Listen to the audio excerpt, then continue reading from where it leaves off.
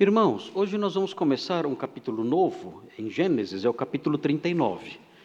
O capítulo 39 tem algumas divisões, e a primeira divisão vai dos versículos 1 até o 6. Então, eu vou fazer a leitura do capítulo todo, o capítulo 39 de Gênesis inteiro, e nos sermões posteriores, eu vou seguir essas divisões, que são divisões naturais no texto, começando com a primeira delas, dos versículos 1 a 6. E hoje nós vamos ler o capítulo todo, como mencionei, são 23 versículos, e nós vamos abordar o texto, aquela abordagem mais panorâmica, que nós fazemos sempre que começamos um capítulo. Sempre que nós iniciamos um capítulo, eu tento mostrar a visão geral do capítulo para os irmãos, que eu costumo chamar de uma visão telescópica, uma visão que olha do alto e vê tudo, extraindo as lições teológicas, literárias, éticas, para a nossa vida, práticas, enfim, nós fazemos essa abordagem inicialmente, sempre que começamos o estudo de um capítulo. E depois, nos outros sermões, então nós fazemos o que eu costumo chamar da divisão microscópica, quando nós olhamos versículo por versículo, frase por frase, explicando o sentido de cada linha para os irmãos. E fazemos assim depois. Então, vamos começar com a leitura de todo o capítulo, para que os irmãos tenham essa visão mais panorâmica ou compreendam melhor o que vai acontecer aqui nessa história. Vejam aí Gênesis 39. Gênesis 39 fala assim: José foi levado ao Egito, e Potifar, oficial de Faraó, comandante da guarda, egípcio, comprou-o dos ismaelitas que o tinham levado para lá. O Senhor era com José, que veio a ser homem próspero, e estava na casa de seu senhor egípcio. Vendo Potifar que o Senhor era com ele, e que tudo o que ele fazia, o Senhor prosperava em suas mãos, logrou José mercê perante ele, a quem servia. E ele o pôs por mordomo de sua casa, e lhe passou às mãos tudo o que tinha. E desde que o fizera mordomo de sua casa, e sobre tudo o que tinha, o Senhor abençoou a casa do egípcio por amor de José. A bênção do Senhor estava sobre tudo o que tinha, tanto em casa como no campo. Potifar, tudo o que tinha, confiou às mãos de José, de maneira que, tendo-o por mordomo, de nada sabia além do pão com que se alimentava. José era formoso de porte e de aparência. Aconteceu, depois destas coisas, que a mulher de seu senhor pôs os olhos em José e lhe disse: deita-te comigo. Ele, porém, recusou e disse à mulher de seu senhor: tem-me por mordomo o meu senhor e não sabe do que há em casa, pois tudo o que tem me passou ele às minhas mãos. Ele não é maior do que eu nesta casa, e nenhuma coisa me vedou, senão a ti, porque és sua mulher. Como, pois, cometeria eu tamanha maldade, e pecaria contra Deus? Falando ela a José todos os dias, e não lhe dando ele ouvidos, para se deitar com ela e estar com ela, sucedeu que, certo dia, veio ele à casa para atender aos negócios, e ninguém dos de casa se achava presente. Então ela o pegou pelas vestes e lhe disse: deita-te comigo. Ele, porém, deixando as vestes nas mãos dela, saiu, fugindo para fora. Vendo ela que ele fugira para fora, mas havia deixado as vestes nas mãos dela, chamou pelos homens de sua casa e lhes disse: vede, trouxe-nos meu marido, este hebreu, para insultar-nos. Veio até mim para se deitar comigo, mas eu gritei em alta voz. Ouvindo ele que eu levantava a voz e gritava, deixou as vestes ao meu lado e saiu, fugindo para fora. Conservou ela junto de si as vestes dele, até que seu senhor tornou a casa. Então lhe falou segundo as mesmas palavras, e disse: o servo hebreu que nos trouxeste veio ter comigo para insultar-me. Quando, porém, levantei a voz e gritei, ele, deixando as vestes ao meu lado, fugiu para fora. Tendo o Senhor ouvido as palavras de sua mulher, como lhe tinha dito, desta maneira me fez o teu servo, então se lhe acendeu a ira. E o Senhor de José o tomou e o lançou no cárcere, no lugar onde os presos do rei estavam encarcerados. Ali ficou ele, na prisão. O Senhor, porém, era com José, e lhe foi benigno, e lhe deu mercê perante o carcereiro, o qual confiou às mãos de José todos os presos que estavam no cárcere, e ele fazia tudo quanto se devia fazer ali. E nenhum cuidado tinha o carcereiro de todas as coisas que estavam nas mãos de José, porquanto o Senhor era com ele, e tudo que ele fazia, o Senhor prosperava.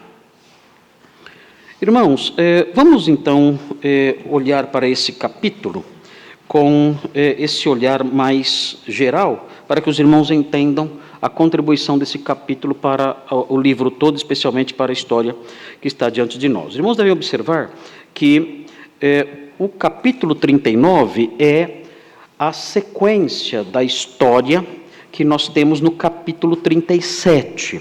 O capítulo 37 interrompeu a história de José.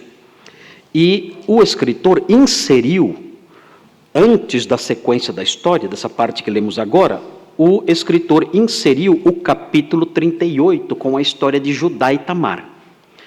Qual foi o objetivo disso? Porque nós temos esse detalhezinho literário aqui nessa altura do texto. Porque o escritor quer causar nos leitores, o objetivo dele, ele é um estrategista literário, ele sabe usar as palavras, ele sabe escrever, ele é um bom escritor. O seu objetivo é despertar em nós, entre outras coisas, com a inserção da história de Judá entre a sequência da história, ele quer despertar em nós curiosidade. E ele conseguiu fazer isso, porque muitos irmãos estavam impacientes com a história de Judá, e dizendo: pastor, quando é que vai continuar a história de José? Nós queremos saber o que vem depois. Parou lá a história dele sendo vendido e não sabemos o que vem depois. Então, o despertar dessa curiosidade em nós é uma das estratégias do escritor para que nós nos apeguemos à história de José. E por que o escritor quer que nós nos apeguemos à história de José e fiquemos curiosos com ela, e queiramos aprendê-la, e queiramos assimilá-la? Qual é o objetivo dele com isso? Ele quer que nós conheçamos essa história, porque nessa história, existem lições teológicas importantes, nós veremos algumas hoje, aqui nesse capítulo. Existem lições éticas, práticas, vivenciais nesse capítulo. E nós temos que aprender isso, o escritor quer que nós vejamos isso, nós observemos os elementos éticos, práticos, vivenciais dessa história. Por isso ele quer que nós olhemos para essa história com curiosidade, com interesse. Ele quis despertar esse interesse ao inserir o capítulo 38. E também havia, no desejo de despertar interesse no leitor, havia também o objetivo de mostrar para os leitores originais. Quem eram os leitores originais? Era o Israel do Êxodo. Era o Israel que estava indo para a Terra Prometida.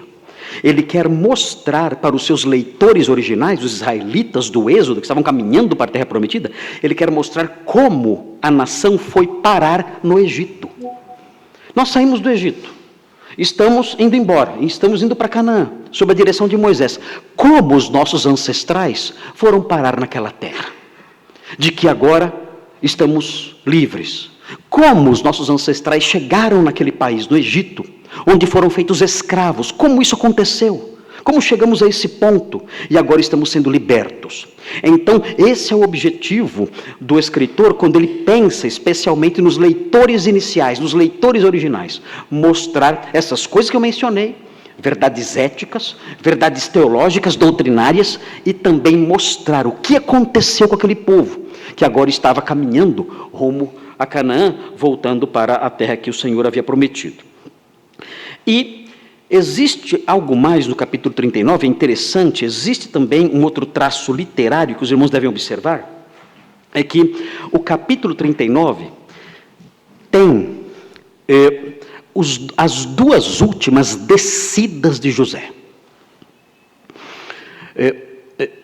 O que eu quero dizer com isso? Eu quero dizer com isso que a história de José, a história inicial de José, tem 3 descidas. Ele desce 3 vezes. E antes dele ser exaltado e colocado numa posição de governo e de poder e de autoridade sobre todo o Egito, e no final quase que sobre todo o mundo, por causa da administração que ele passou a ter dos alimentos que chegavam ao mundo todo, antes disso ele teve 3 descidas, ele desceu 3 vezes. A primeira descida de José aparece no capítulo 37. Os irmãos se lembram dessa descida? Como foi essa descida no capítulo 37? Se os irmãos olharem e voltarem um pouquinho as páginas da Bíblia, verão para onde ele desceu. É a primeira descida de José. Capítulo 37, 23 e 24. Veja, aí na sua Bíblia, 37, 23 e 24, diz assim: mas logo que chegou José a seus irmãos, despiram-no da túnica, a túnica talar de mangas compridas que trazia, e tomando-o, o lançaram na cisterna vazia, sem água. Essa é a primeira descida. Para onde ele desceu? Para um poço, para a cisterna, a primeira descida dele. E aí então, quando nós chegamos no capítulo 39, tem mais 2 descidas. E o escritor quer mostrar isso. Quer mostrar José descendo, descendo e descendo. E ele consegue isso agora no capítulo 39, mostrando outras 2 descidas. A próxima descida está no versículo 1. José foi levado ao Egito. Essa é uma outra descida. Inclusive, na linguagem bíblica, sempre que se fala de sair de Canaã e ir para o Egito, como era a linguagem? Eles desceram para o Egito. Eles desceram para o Egito. Essa é uma linguagem muito comum no Antigo Testamento. Descer para o Egito. Sempre que alguém saía de Canaã, até por uma questão geográfica, era descer para o Egito. Sempre que alguém saía de Canaã, atual Israel, e ia para o Egito, era descrito assim: ele desceu para o Egito. Então nós temos aqui a segunda descida. E sabemos o que aconteceu nessa segunda descida. Não foi uma boa descida. Ele desceu para o Egito e ali no Egito foi vendido como escravo. É a segunda descida de José. E onde nós temos a terceira descida de José no capítulo 39. No capítulo 39, no versículo 20, você vê a terceira descida. E aí você vê no versículo 20. E o Senhor de José o tomou e o lançou no cárcere. José chegou no fundo do poço. Então nós vemos isso. E é interessante observar tudo isso. Nós não podemos negligenciar essa visão, porque existe embutido aqui uma lição vivencial importante, que é bom já destacar isso, é bom já olhar para isso com atenção.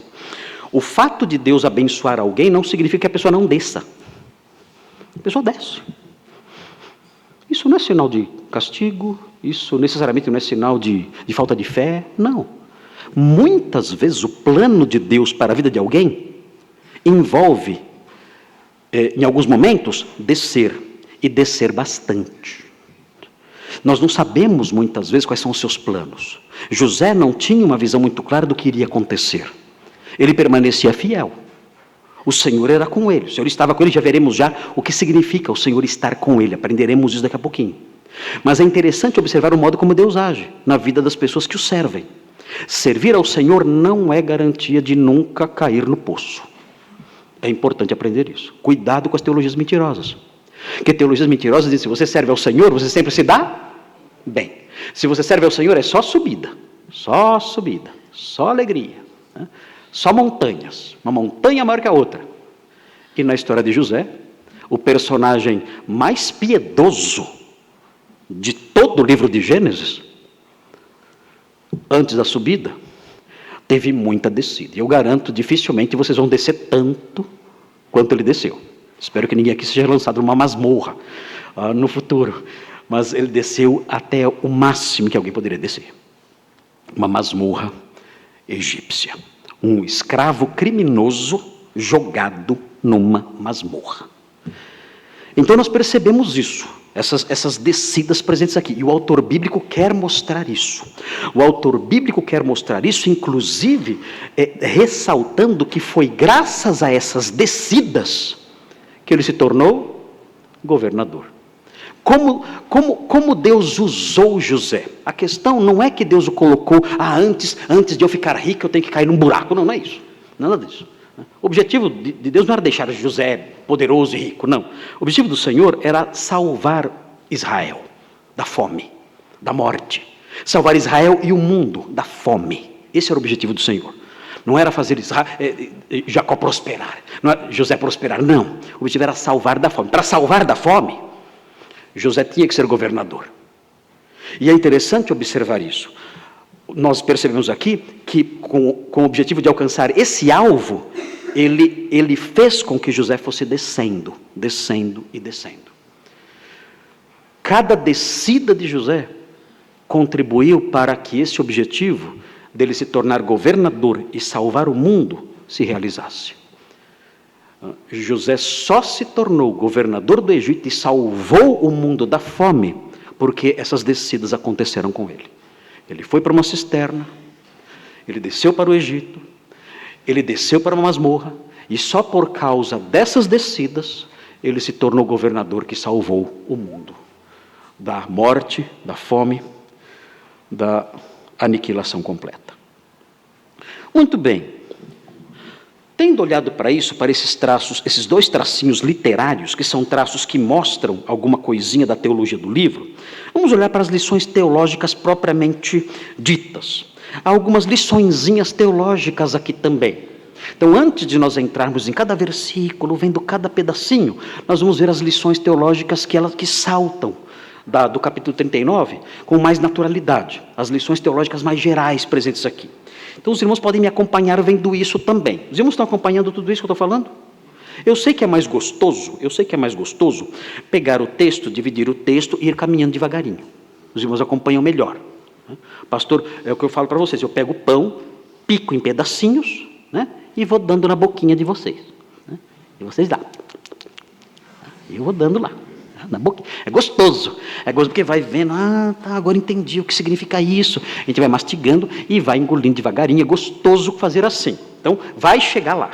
Vamos chegar nessa hora de picar o pão em pedacinhos e fazer aviãozinho. Eu vou fazer aviãozinho. Eu vou ainda fazer aviãozinho, mas nesse sermão aqui não dá para fazer aviãozinho. Nesse sermão aqui, eu quero mostrar para vocês o quadro todo.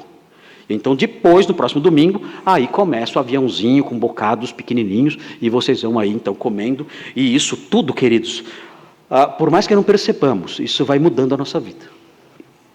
Isso vai transformando a gente. É a palavra de Deus. A gente não percebe o que acontece com a gente. Ninguém nota que está crescendo. Ninguém acorda cedo e fala, mãe, olha, eu estou crescendo. Isso não acontece com ninguém. Ninguém percebe que está crescendo. Isso acontece por quê? Porque estamos sendo alimentados. Então é isso que acontece com os irmãos. Eu vou dando o aviãozinho, os pedacinhos, e os irmãos vão se alimentando. E os anos vão se passando. E os irmãos vão se robustecendo como crentes. Tendo uma alma mais forte. Uma estrutura espiritual mais robusta. E quando vem o vendaval, os irmãos não sabem de onde vem a força que os irmãos demonstram ao enfrentar essas coisas. E nós sabemos então, isso vem de anos e anos, de uma alimentação sólida, saudável, que fez com que aquele indivíduo se tornasse um crente melhor, que ele se tornasse um marido melhor, um pai melhor, um profissional melhor, um homem melhor na sociedade, uma mulher melhor, uma esposa melhor. Então nós percebemos isso, e isso vai acontecendo graças a essas pequenas porções do pão vivo, com que nós nos alimentamos a cada semana. Vamos então prosseguir agora, ainda nessa visão geral, ainda nessa visão panorâmica e telescópica, vamos olhar agora para algumas lições teológicas presentes aqui, que estão esparsas aqui no texto. A primeira delas que eu quero apontar para vocês, é que o capítulo 39 inicia o cumprimento de uma profecia. Nós não podemos perder isso de vista. O capítulo 39 inicia o cumprimento de uma profecia dada 170 anos antes a Abraão. E aqui existe uma lição teológica importante. Nós nos esquecemos disso porque essa profecia ficou lá no capítulo 15. Eu nem lembro em que ano eu preguei o capítulo 15 aqui. Não me lembro, eu devia ter o quê? Devia ter uns 14 anos de idade quando eu preguei o capítulo 15 aqui na igreja. Faz muitos anos já. Mas, e por causa disso, nós nos esquecemos do capítulo 15. De que havia no capítulo 15, nós estudamos isso com muito empenho, na nossa visão, inclusive, microscópica, nós olhamos para o capítulo 15 com bastante atenção, mas nós nos esquecemos, faz muito tempo, já estamos no capítulo 39. Mas o capítulo 15 tem uma profecia. Vejam o capítulo 15, voltem para lá, e vejam o que Deus diz a Abraão, no momento em que Deus sela o pacto que nós chamamos de pacto abraâmico. Vejam a profecia que está lá. Gênesis 15, versículo 13. Começando com o 12, para que os irmãos entendam o contexto, que é o contexto em que Deus está entrando numa aliança com Abraão. Diz assim o versículo 12: ao pôr do sol, caiu profundo sono sobre Abraão, e grande pavor e cerradas trevas o acometeram. Então lhe foi dito: sabe com certeza que a tua posteridade será peregrina em terra alheia, e será reduzida à escravidão, e será afligida por 400 anos. Mas também eu julgarei a gente a que tem de sujeitar-se, e depois sairão com grandes riquezas, e tu irás para os teus pais em paz, serás sepultado em ditosa velhice. Na 4ª geração tornarão para aqui, porque não se encheu ainda a medida da iniquidade dos amorreus. O que é isso? Essa é uma previsão, é uma predição de que Israel desceria para o Egito, seria feito escravo no Egito e depois seria liberto por meio de grandes portentos que Deus realizaria. Irmãos, o que nós temos aqui é a profecia que resume o livro do Êxodo todinho. É o livro do Êxodo resumido aqui. E, claro, falando no início que a posteridade de Abraão desceria para o Egito, desceria para aquela nação e ficaria ali. E nós temos então na história de José o comecinho disso. Nós nos esquecemos, na medida em que fomos estudando Gênesis, nós nos esquecemos dessa profecia. Mas alguém não esqueceu. Quem não esqueceu? Quem não esqueceu dessa profecia? Quem não esqueceu desse plano? As profecias são isso. As profecias não são adivinhações de Deus sobre o futuro. Muita gente pensa que as profecias são adivinhações de Deus sobre o futuro, e ele sempre acerta. Então ele olha na história, ele acerta, vai acontecer isso no futuro. Eu descobri, acertei, e acerta sempre. Não é isso. As profecias são revelações dos planos dele. Deus planejou fazer isso, por razões que nós não entendemos. Por que isso era necessário? Nós não sabemos, mas Deus colocou isso nos seus planos santos, justos, sábios. E nós não podemos questionar, são seus planos. Ele disse, isso será feito, isso vai acontecer. Não algo alheio à minha vontade, eu planejei, esse é o meu plano, é o meu decreto, é o meu desígnio. E disse isso aqui. A profecia aqui tem uma força, quase que uma força de promessa. Isso vai acontecer. A sua descendência vai passar por isso. São os meus decretos, os meus planos. Eu tenho isso determinado desde toda a eternidade. É assim que as coisas serão. Não estou adivinhando o futuro. Eu escrevi essas coisas. E essas coisas acontecerão. E quando nós chegamos então no capítulo 39, nós percebemos José indo para o Egito. O que está acontecendo?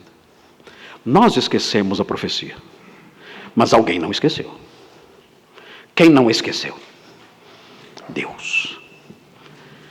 E o que nós aprendemos aqui, de modo sutil, como esse escritor é esperto, como Moisés, ao escrever Gênesis, é esperto. Ele embute lições sutis, e o leitor atento, como nós somos leitores atentos, nós somos leitores muito cautelosos, Nós lemos o texto todo, depois nós paramos e lemos pedacinho por pedacinho e fazemos conexões. Nós somos leitores muito atentos. Deus gosta muito da gente. Quem dera todos lessem a Bíblia assim, com toda essa atenção, com todo esse cuidado. Nós fazemos conexões, pegamos um versículo, conectamos lá atrás, pegamos agora o versículo 1 aqui e jogamos lá no capítulo 15. Olha essa conexão, porque existem lições sutis aqui que o leitor atento percebe. Nós lemos e dizemos, eu já vi algo ligado a isso em algum lugar. Em algum lugar, Deus disse que os sucessores, os descendentes de Abraão desceriam para o Egito. E agora isso está começando. Depois de 170 anos. Até nós esquecemos. Eu preguei há quase esse tempo, quase há 170 anos atrás. E nós nos esquecemos. Mas o Senhor não esquece as suas promessas. O Senhor não esquece os seus planos. O Senhor não esquece os seus desígnios. O tempo pode passar. Décadas, séculos, milênios podem passar. Mas o que o Senhor disse que faria, Ele fará. Não importa o nosso esquecimento, não importa na execução disso a nossa credulidade ou não, nada disso altera nada. Ele disse que faria e fará. Não há como escapar. Os irmãos de José mal conseguiam imaginar que estavam sendo usados por Deus para a realização dos seus desígnios. Então é muito interessante observar isso. É por isso que é importante essa visão macro.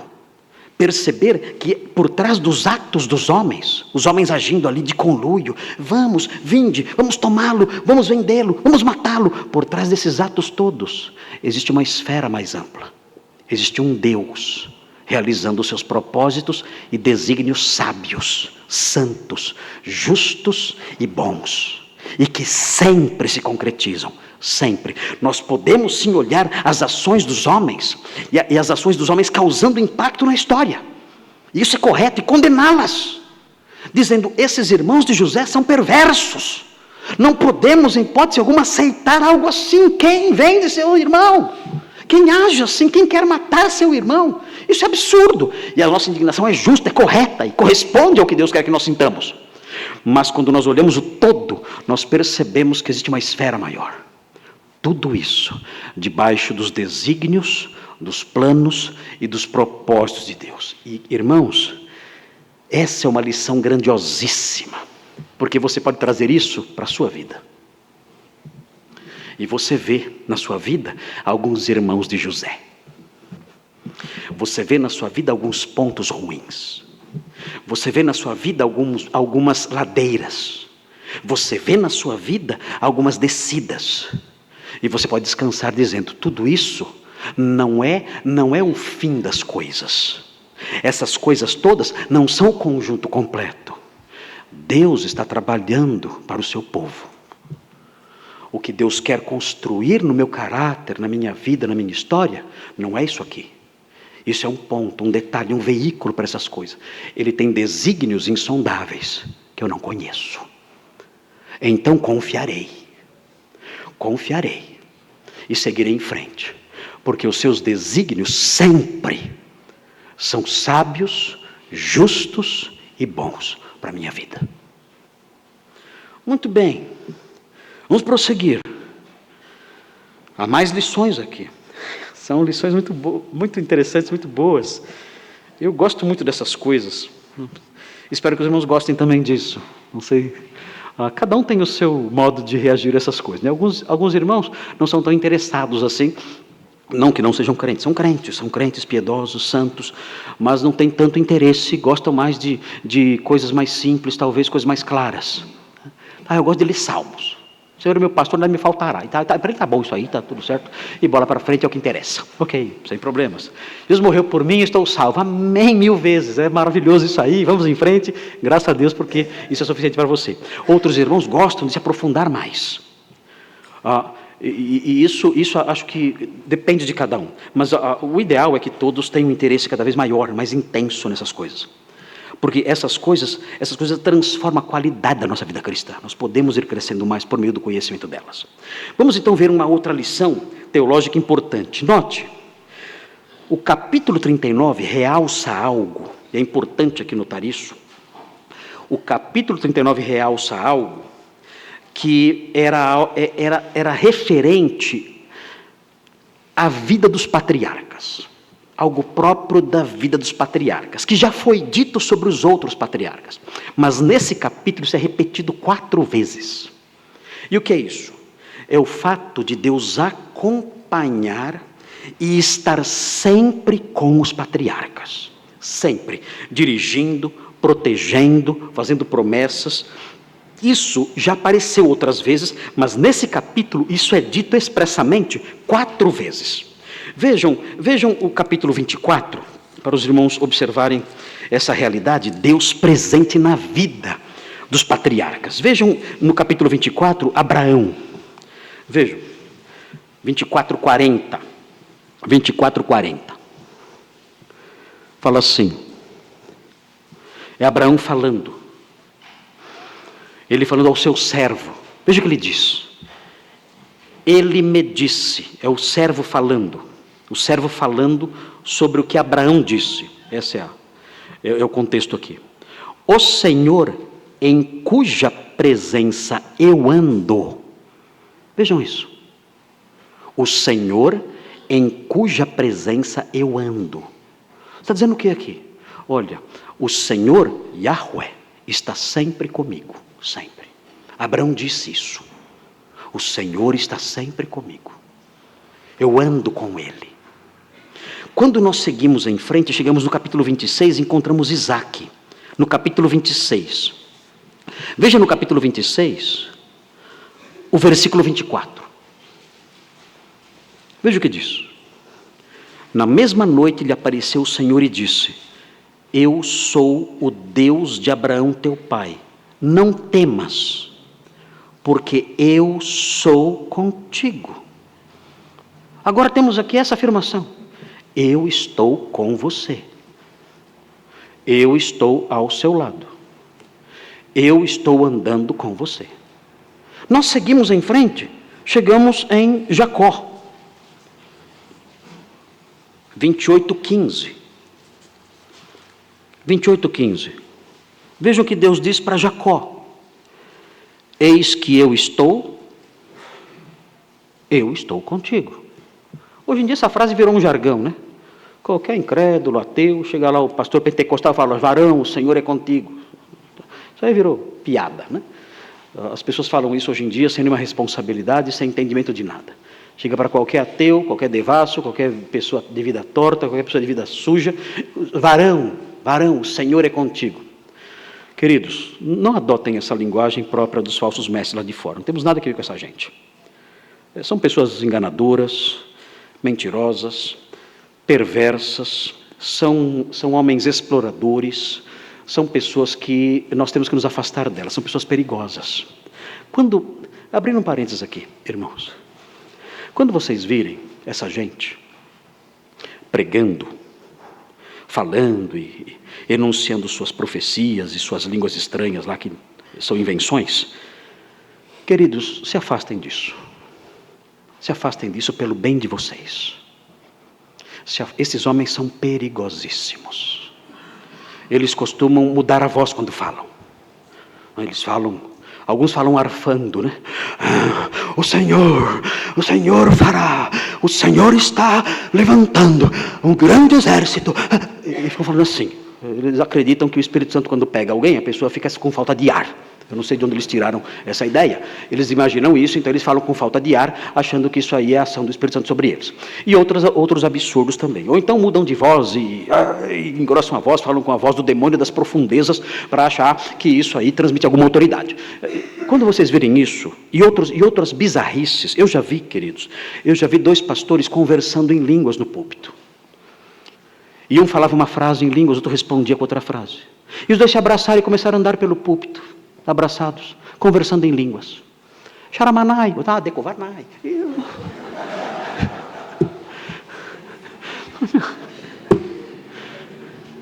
Você olha para isso e fala, mas o que é isso? Nem num circo eu vejo isso. Eu não vejo isso num circo. Isso é, queridos, é difícil, eu fico escolhendo meus adjetivos, mas isso é emporcalhar o Evangelho, é emporcalhar a verdade, chamar isso de pastor, chamar isso de ministério, chamar isso de igreja, chamar isso de nomes bíblicos, é emporcalhar as coisas mais santas que há neste mundo. Eu vejo, agora é moda também, pessoa falando lá um monte de sílabas desconexas e outro traduzindo. E sempre a mesma coisa. O Senhor está levantando um grande exército. O Senhor fará maravilhas. E a pessoa inventando palavras que não existem, falando português de modo embaralhado, e alguém inventando o significado daquilo. E todos ali gritando, e berrando, e alegres, achando que aquilo é uma revelação ou coisa que o vale. Queridos, esses homens são perversos.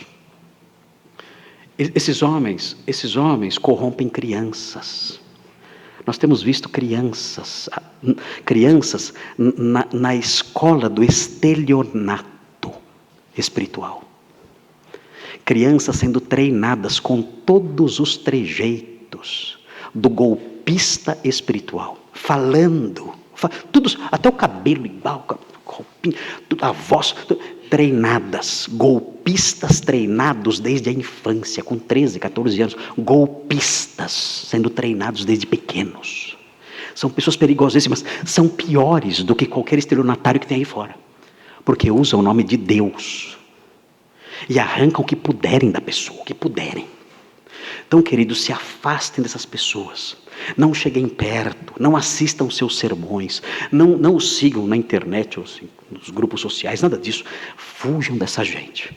São homens maus, perversos, corruptores, exploradores e que emporcalham a verdade. Fujam disso. Saiam de perto dessas coisas. Por que eu disse isso? Eu não faço a menor ideia que eu disse isso. Mas o fato é que eu estou falando aqui sobre Gênesis 39, e estou dizendo que, fecha parênteses então, estou dizendo que existe essa, agora lembrei por quê, porque existe essa expressão, né, o Senhor é contigo, o Senhor é contigo, o Senhor é contigo. Quando você chega no capítulo 39, nós voltamos para o capítulo 39, e nós encontramos essa expressão várias vezes, ou pelo menos várias não, 4 vezes. Vejam o que diz o versículo 2. O Senhor era com José. Aparece aqui, versículo 2. Vejam agora o versículo 3. Vendo Potifar que o Senhor era com ele. De novo. O versículo 2 fala isso, o versículo 3 fala isso.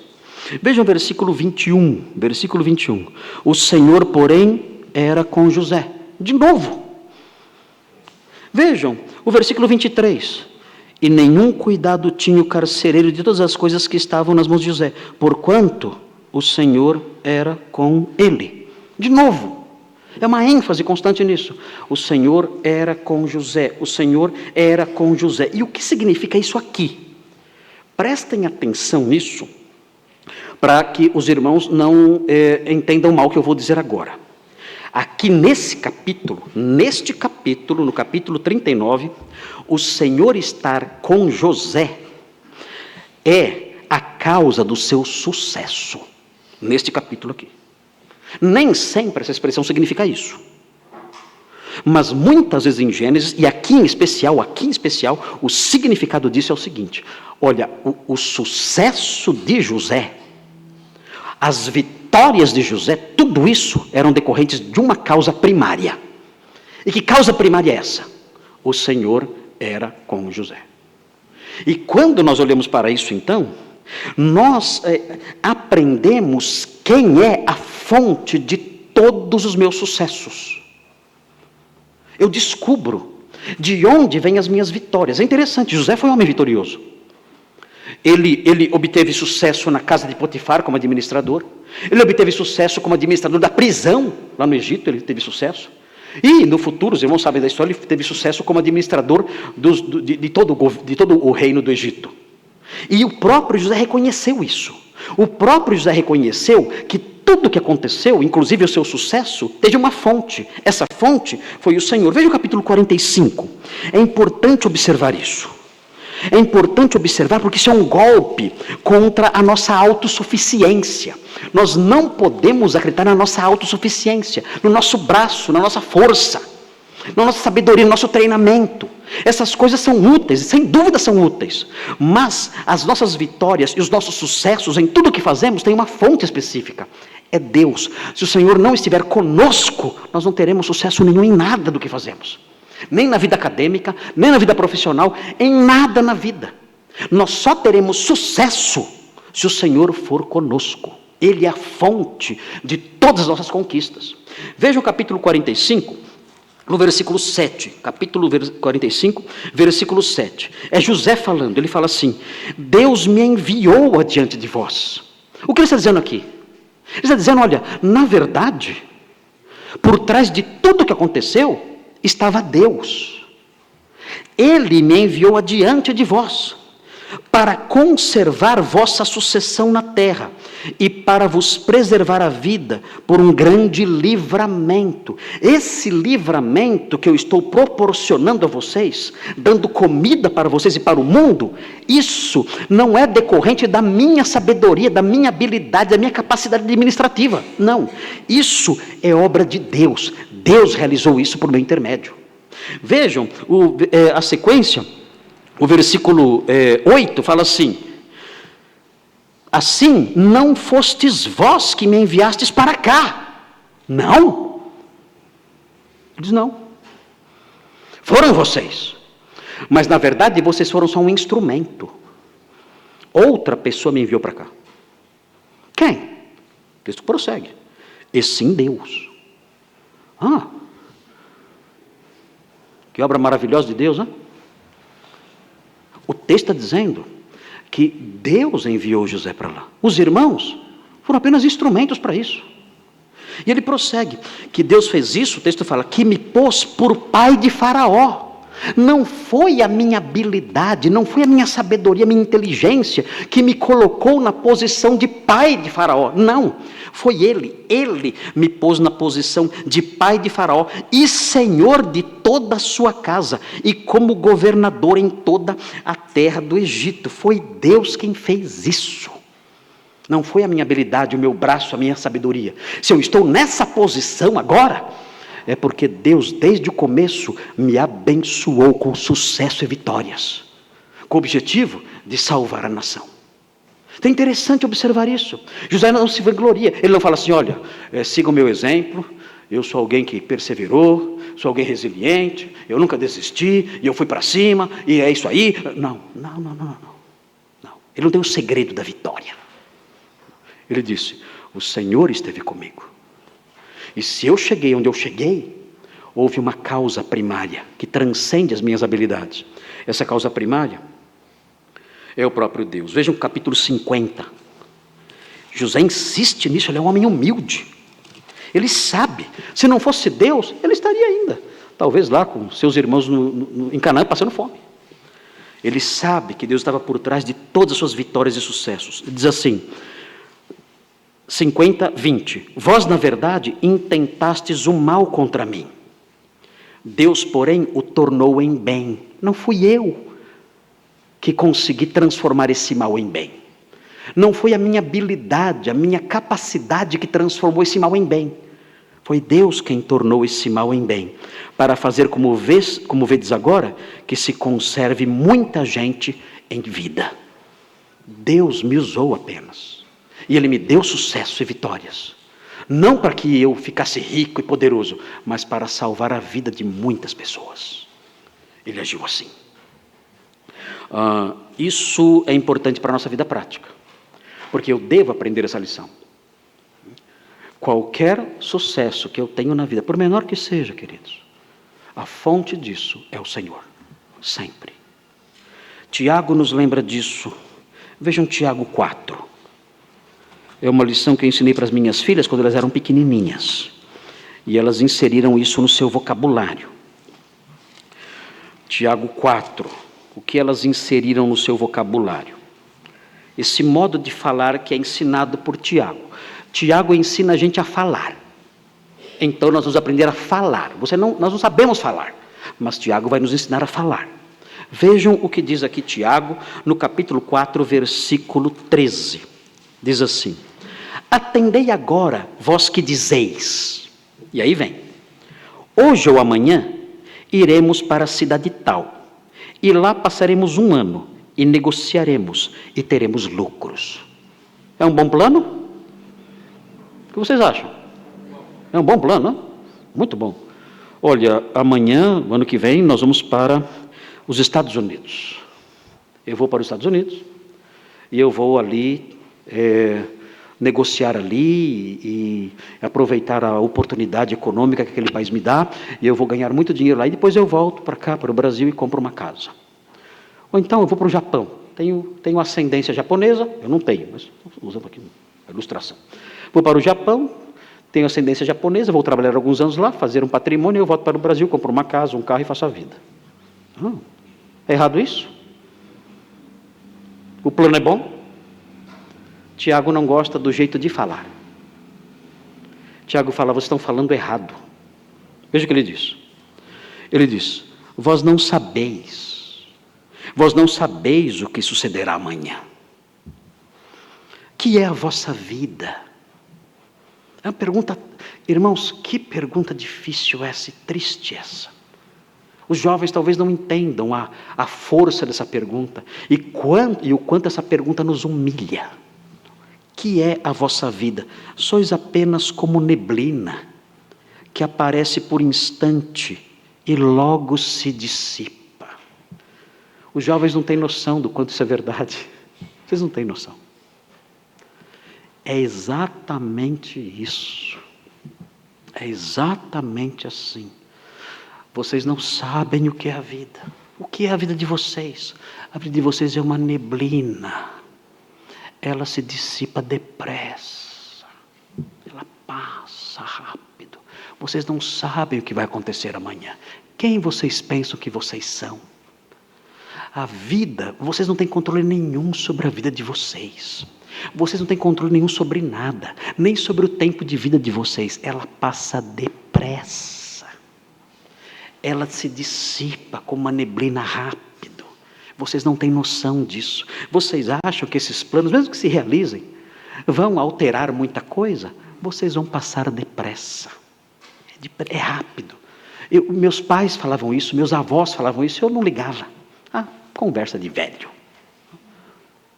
Hoje eu olho para o espelho e falo: o que aconteceu? Eu era lindo. O que aconteceu? Eu tento atrasar um pouco as coisas. Tento pentear melhor meu cabelo. Já pensei em tingir de verde, para esconder algumas coisas. Vou à academia, já falei para vocês, talvez eu faça algumas tatuagens, não sei, estou pensando ainda. Mas, queridos, não adianta. A vida é uma neblina que passa depressa. Vocês jovens precisam me ouvir. Vocês têm que me escutar. Realmente passa depressa. Quando você olha, tudo passou. Aí você está lá, você se casa, tem lá seus filhos, vê lá os seus menininhos, suas menininhas crescendo, ali brincando ali e falando engraçado, e você sorri. De repente um dia, uma delas entra na sua casa, dizendo assim: pai, esse é o Nicolas.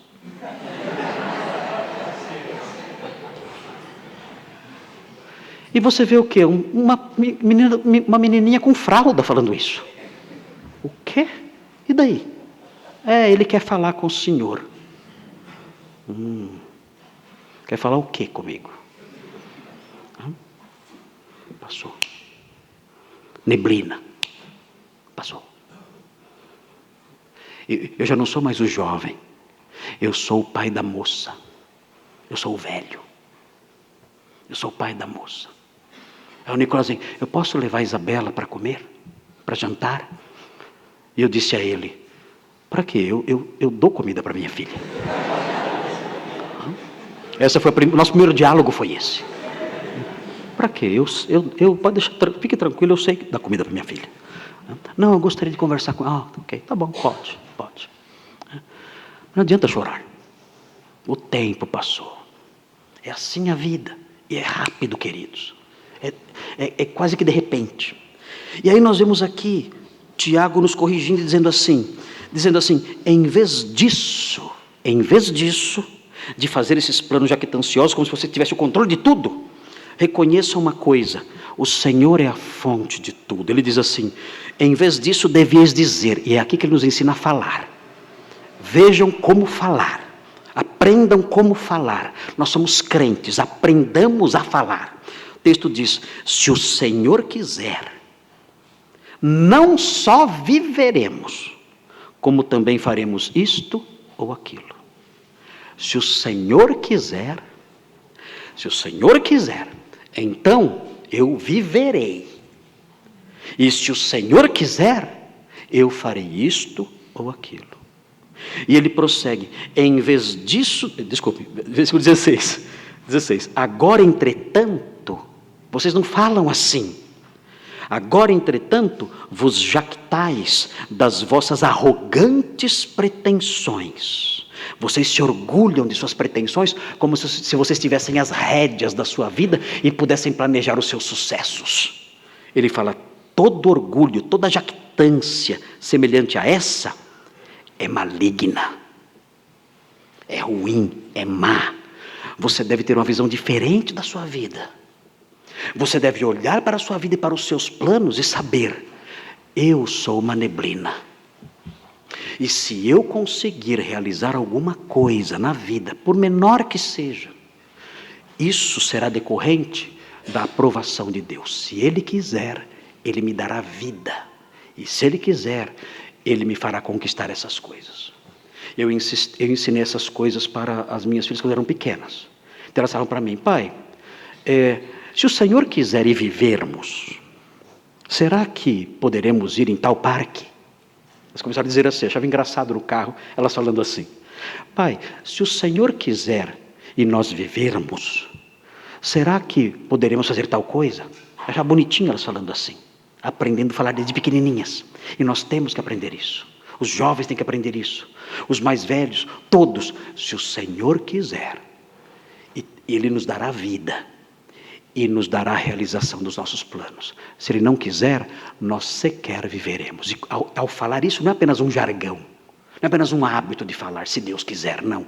É o reconhecimento de que a nossa vida está em Suas mãos. E esse reconhecimento é salutar, porque nos livra da malignidade dos planos jactanciosos. Arranca do nosso coração a malignidade dos planos jactanciosos. Arranca do nosso coração a falta de dependência de Deus. E faz com que nós repisemos isso sempre. Eu dependo dEle, eu dependo dEle, eu dependo dEle. Eu tenho que andar com Ele, Ele comigo, porque tudo que eu posso realizar, só posso realizar na dependência dEle.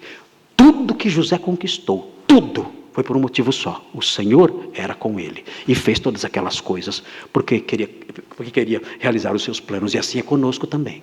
Nada que façamos está fora da sua aprovação, do seu controle. Muito bem. Vamos para mais uma lição teológica importante. Na realidade, uma ressalva que eu quero apontar aqui. Eu não vou conseguir terminar. O que eu estou vendo aqui? Tem mais algumas lições que não vai dar tempo de eu apresentar para os irmãos hoje.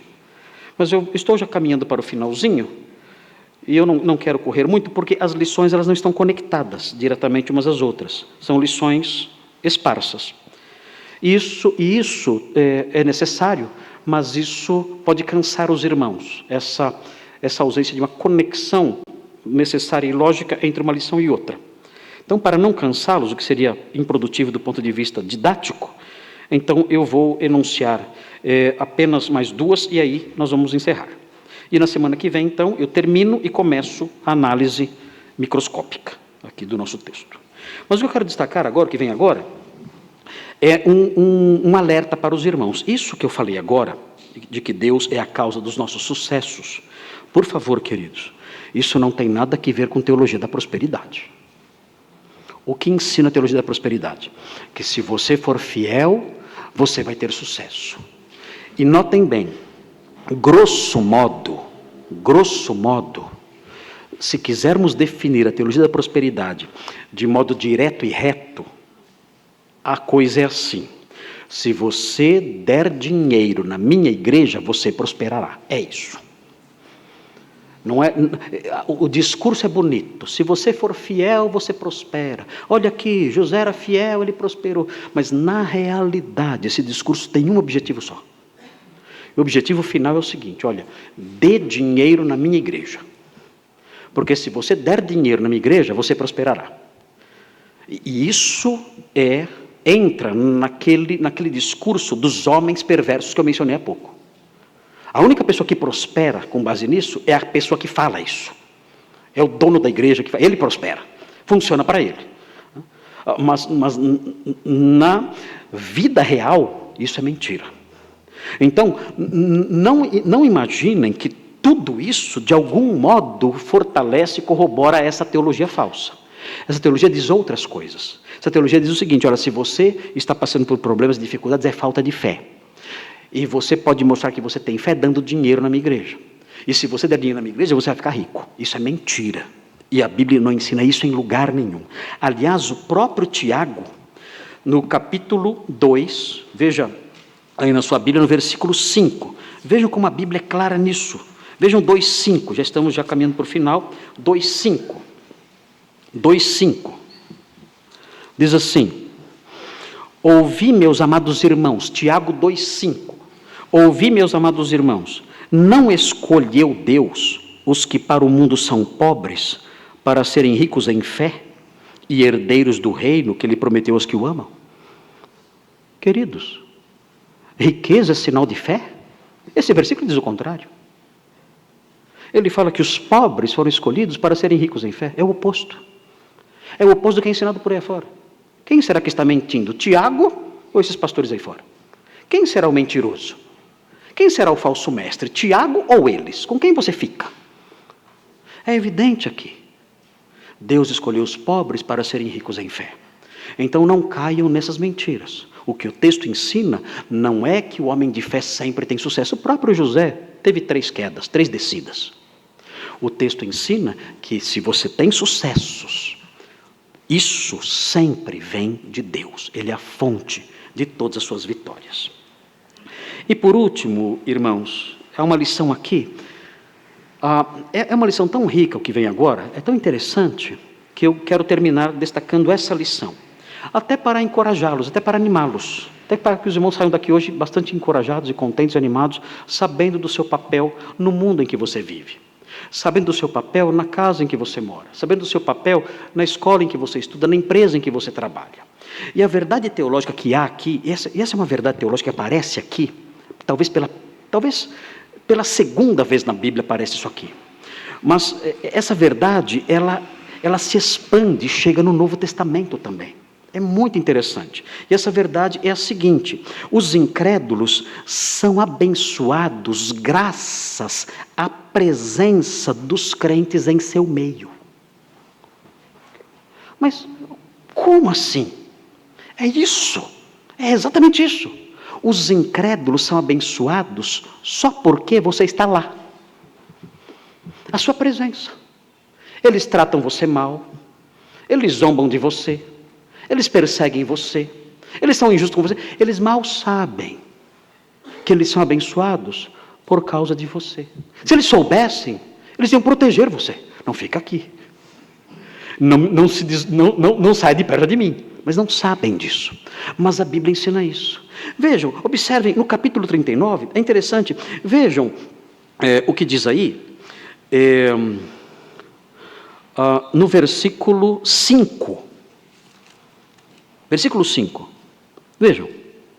E desde que fizera mordomo de sua casa, e sobre tudo o que tinha, o Senhor abençoou a casa do egípcio por amor de José. Quem foi abençoado por causa de José? Quem? O egípcio.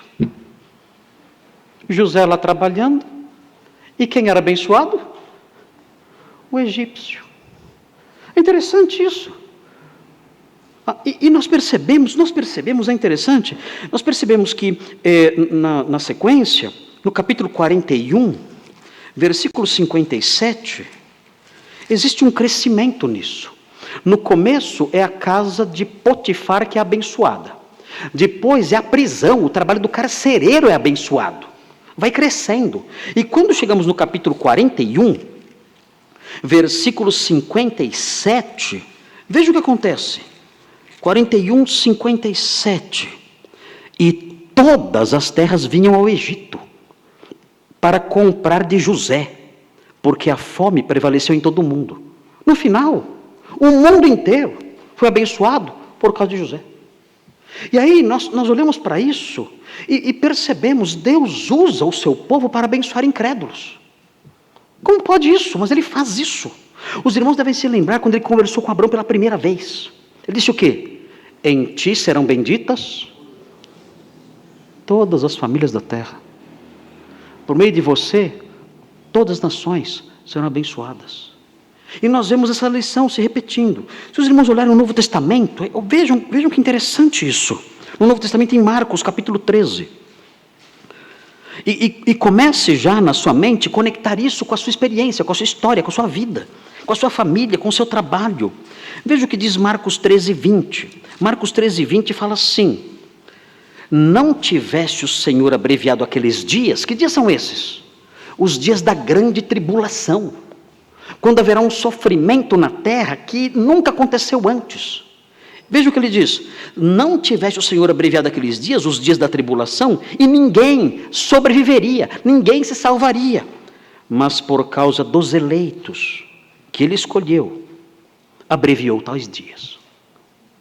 Olha, por causa dos crentes que estarão lá, esses dias esse período será um período mais curto. Esse período poderia durar 20 anos, mas por causa do povo de Deus, esse período será mais curto. Será de 7 anos. Por quê? Por causa dos salvos. E quando nós olhamos para uma esfera menor, veja o que diz 1 Coríntios 7. 1 Coríntios 7. Isso é demais, porque agora entra em casa. Agora isso aqui afeta você diretamente. Olha o que diz. 1 Coríntios 7, 14. Fala assim. Fala para a mulher crente não abandonar o marido incrédulo. Mulher crente, continue casada. Por quê? Eu não aguento mais. Vem aqui o motivo. Olhem isso. É inacreditável. Veja o que diz. Porque o marido incrédulo é santificado no convívio da esposa. O quê? Queridos, o que é isso? O marido incrédulo é santificado no convívio da esposa. O quê? Aquele meu...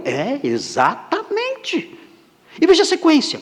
E a esposa incrédula é santificada no convívio do marido crente. O quê? Aquela víbora? Ela é santificada porque está com você. Ele é santificado porque está com você. Mas como assim? Ele não é santificado. Ela não é santificada. Pelo contrário, faz só coisa errada. Só fala coisas feias. Só faz o mal. Só pratica coisas erradas que a palavra de Deus reprova. Como ele é santificado? Simples. Esse homem, essa mulher, casada com um crente, Deus os vê, Deus olha para essas pessoas como alguém separado para a sua especial proteção e influência. Deus não vê esse incrédulo como um incrédulo qualquer. Deus vê esse incrédulo como alguém que ele separou para influenciar e proteger. Ele acaba se beneficiando das bênçãos que vêm por causa de você.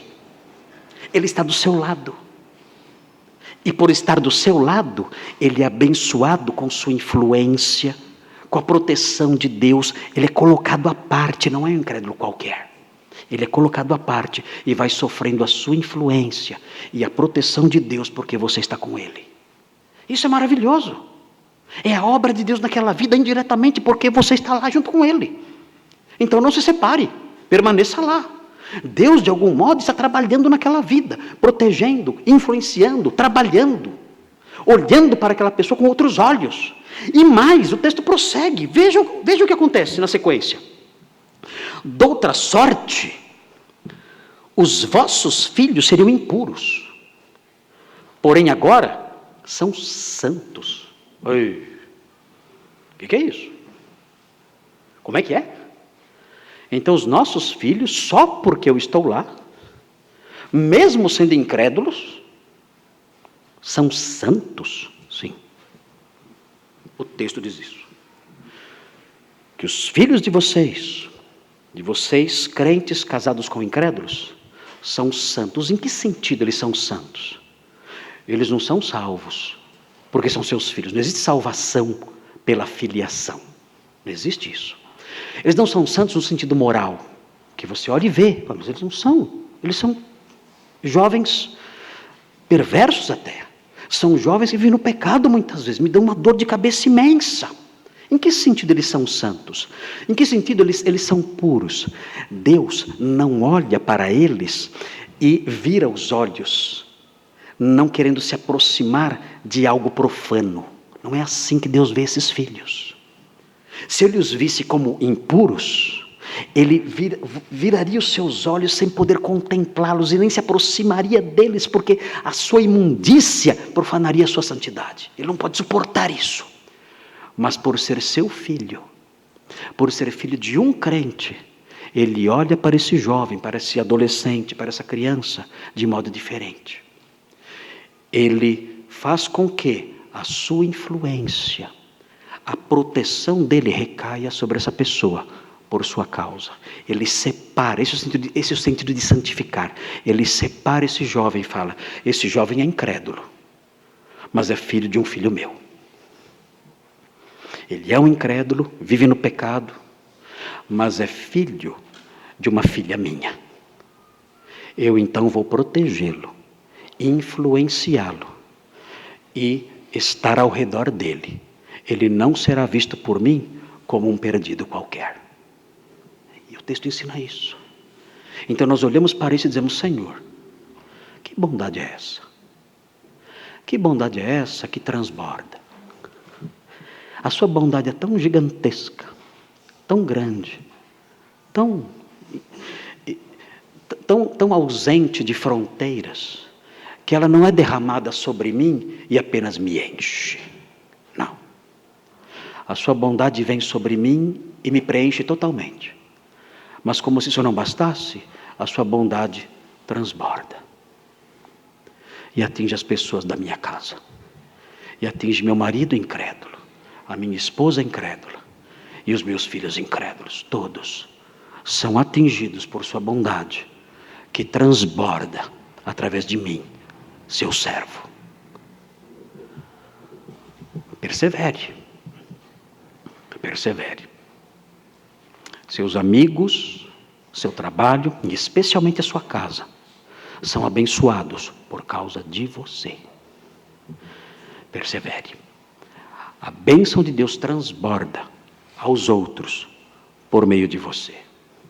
Quando a Isabelinha nasceu, eu coloquei um bebedouro de passarinhos na janela. Coloquei água com açúcar para trazer beija-flor. E os beija-flores vieram, vários beija-flores. Era lindo. Mas aconteceu, vieram as formigas também. E beberam muita água que eu coloquei lá. A água não era para elas, era para o beija-flor. Mas as formigas se deleitaram no meu bebedouro. Assim acontece com o crente. Você é o beija-flor de Jesus. Os incrédulos são as formigas. O Senhor abençoa você, mas graças à bênção que Ele dirige a você, as formiguinhas à sua volta se deleitam também nas bênçãos que Ele dá. Vale a pena pertencer a Jesus. Até quem o odeia é abençoado por aqueles que a Ele pertencem. Vamos orar.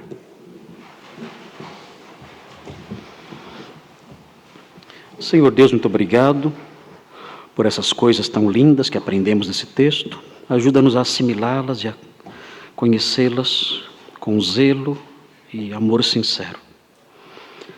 Visita cada um de nós. Senhor, santifica-nos, por favor. Santifica esta pequena igreja, porque essas coisas são tão ricas, tão lindas. São expressões tão maravilhosas da sua graça, que nós nos envergonhamos por causa da vida cristã que temos. Porque a nossa vida cristã não está à altura dessas coisas tão maravilhosas. Não está. Ajuda-nos, Senhor.